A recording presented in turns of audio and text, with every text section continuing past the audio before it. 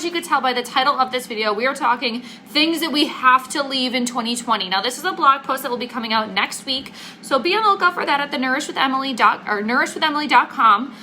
But we're going to get you a little preview here, and we're going to talk through some of these things because it's super important. So what are some of the things that we're going to be leaving in 2020? Well, this is my list. It is not exhaustive, but the three things that really triggered me this past year that we just need to leave it. So number one, cauliflower everything. Cauliflower chicken, cauliflower pizza, cauliflower rice, cauliflower drinks and sauces and everything cauliflower. This needs to so desperately stay in 2020. And you want to know why? Because it's telling you we have to fear carbs, that you can't have regular rice or else you're going to get fat and you're going to gain weight. Not true at all. Cauliflower has zero nutritional value. It's not even beneficial. There's nothing really crazy in there to help make you healthier. There's no fiber in there. There's no vitamins or minerals. It's a white vegetable. There is no variety. There's very little antioxidants, very little vegetables in there, or vitamins in there. We need to eat the regular food to get those nutrients that we need.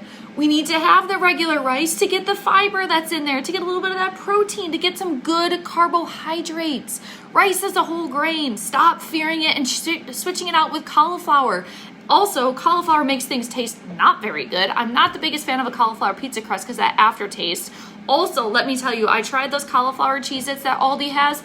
Disgusting. Do not waste your time unless you want that lingering, gross, fermented taste in your mouth. It is not worth it. We have to leave that cauliflower crap behind because it goes hand in hand in another training that I did recently. You justify it because it's just considered healthy, that you can have more of it. So let's talk about this. You will see on the menu French fries or sweet potato fries. You know you want French fries. You want French fries so bad. We've talked about this before. I know you want French fries so bad, and you can have French fries and lose weight, and I'm going to show you how. So French fries or sweet potato fries. Your immediate instinct is, I want fries, but I'm going to be healthier and go with the sweet potato fries. There is really no nutritional difference between regular sweet potatoes and regular potatoes. So there's the biggest misconception right there. Same amount of fiber, just a little bit different amount of vitamin A. That's why the color is different. So you say, I'm being healthier and I'm picking those sweet potato fries. Just because you've associated that it's healthier, you're suddenly granting yourself permission to eat more of it, to overdo it because it's healthier. There's less of whatever is in there that I shouldn't be having, which is completely false.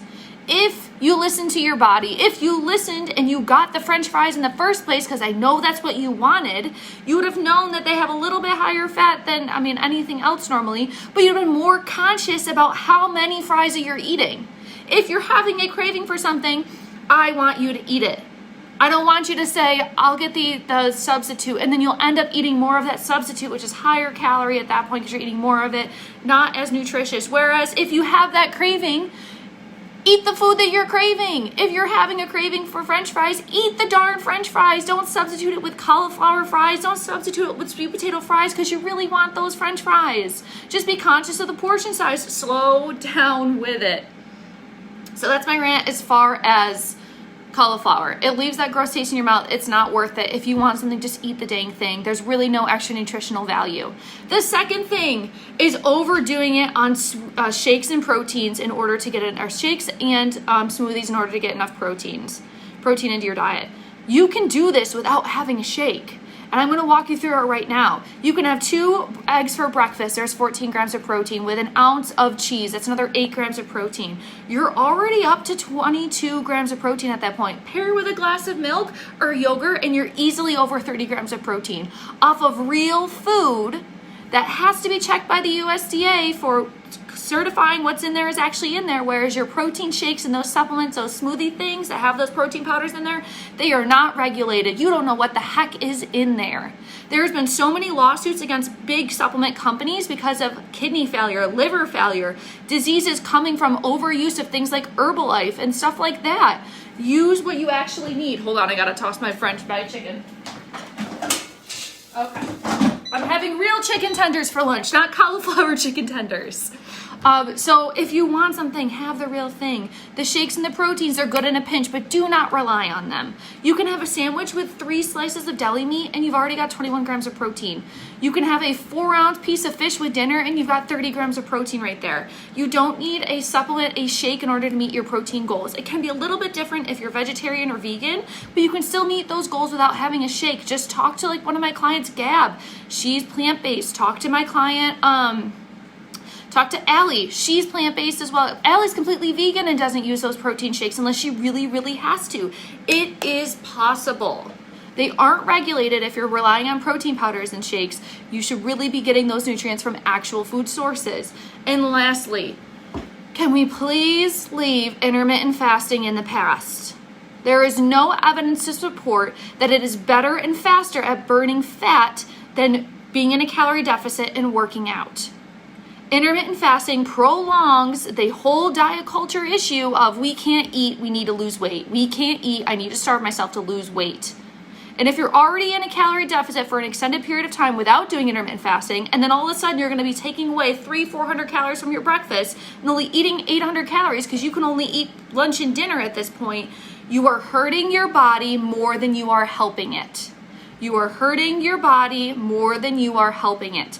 I want you to eat breakfast within a half an hour to an hour of getting up because you're helping your body and your metabolism to start to run and function. You're warming up your digestive tract. Drink your water. Eat your breakfast. You're going to be more hungry because that's your body telling you that I am hungry. I need more food. We cannot live at 12, 13, 1400 calories alone. You have to eat food. You have to exercise. If you've been trying to lose weight for an extended period of time and cutting back all that you've been eating just to be able to lose weight and you're not losing weight, you're actually gaining weight, then we need to talk. I've seen way too many women recently that cut back to extremes, less than 1,000 calories a day, sometimes not even realizing it, and they're not losing weight. It's because they're hurting their body more than they're doing damage. Their metabolism has to change. Their body has to make adaptations. It has to cut corners. We know we shouldn't be cutting corners on things, especially with our work. So why do we cut corners with our health and our nutrition? We shouldn't be, right? If you're right, if we're saying yes, give me a thumbs up down in the comments below. We cannot cut corners with ourselves and our nutrition. We have to start eating more. So those are the 3 things that I'm leaving behind in 2020, and I encourage you to as well. Stop feeding into the cauliflower everything. Stop feeding into I need to have a protein shake all the time, and my protein shakes are breakfast, and smoothies, whatever it is, and stop doing intermittent fasting. Your body wants food to function. You need to eat. A lot of us here have had eating disorders or disordered eating in the past, and the last thing that we should be doing is telling our body, I'm not hungry. I'm not hungry. I know I'm hungry, but you're not hungry. You don't eat anything. All right, smoke detector's going off. Goodbye.